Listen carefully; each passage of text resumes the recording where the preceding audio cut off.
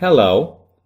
In this section we are going to learn how to build some of the most important charts in R using the package ggplot2. And now in this lecture we will learn how to create a histogram with ggplot2.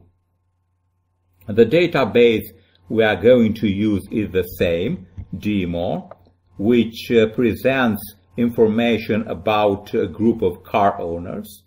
And we are going to build this histogram for the variable income.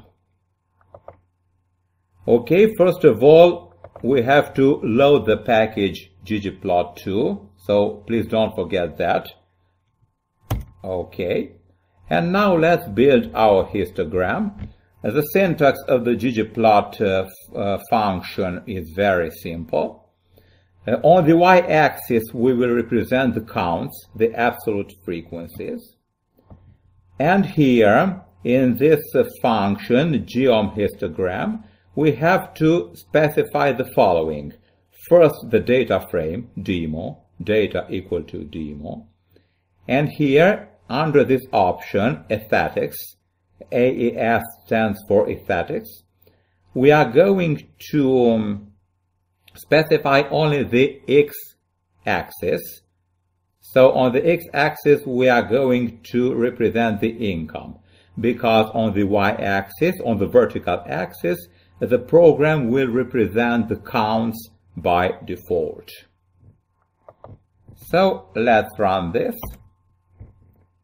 And here under the plots tab we have our histogram. As you can notice, our distribution is pretty right skewed, so the values are concentrated here at the left. Now let's play around a bit with this histogram. If we want to make it more good looking, let's change the bin's color and the bin's border. How to do that? Here in the function geom_histogram, we set two options. The option fill to red, so our bars will be filled with red, and the option color with black, so the bins will have a black border.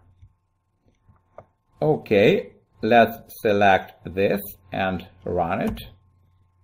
That's it. More good looking now. Okay, if we want to represent the density on the y-axis, I mean the relative frequencies, the syntax is pretty much the same, but here in the aesthetics function, we have to enter the y-axis, and here we specify that on the y-axis we represent the density with this syntax. So we have 2 points before density and 2 points after. Let's run it. As you notice here on the y-axis, we don't have the counts anymore, but we have the density.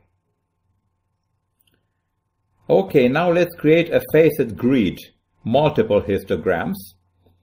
We will create a histogram for each combination of the variables gender and marital status for the same variable, income. So let's see the syntax. First of all, we specify all the options under the geom_histogram function. Okay, so again we will represent the density on the y-axis. But now we put a supplementary function, facet grid, and here as arguments we put the both grouping variable, gender and marital status, separated by a tilde.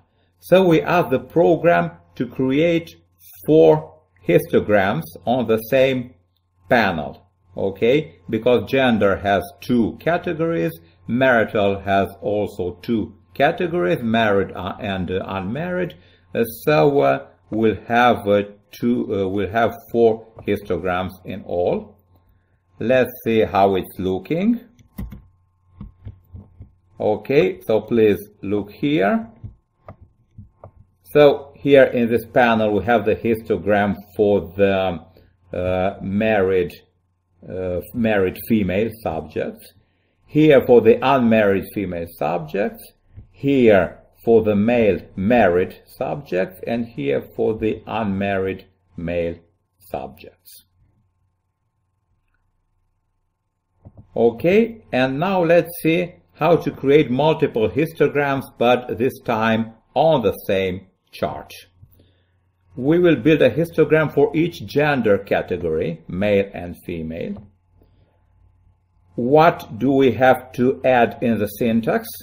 Here, under the aesthetics function, AES, we had the option field. So we take the option field from here and we move it here in the aesthetics function, and the field will be equal to gender. So I indicate the program that I want to create the histogram for both male and female groups, and I want to color the bins differently depending by gender.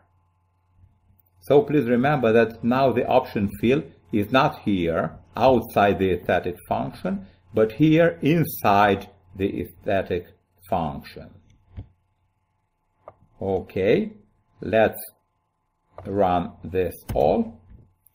And as you can notice, here we have in red the bins for the female group and in blue the bins for the male group, and a legend was added by default to the chart, to the histogram. Please note that the field variable must be a factor, like gender in our case. If it's not a factor, we should convert it into a factor using the factor function. That's it for the histogram. Thank you.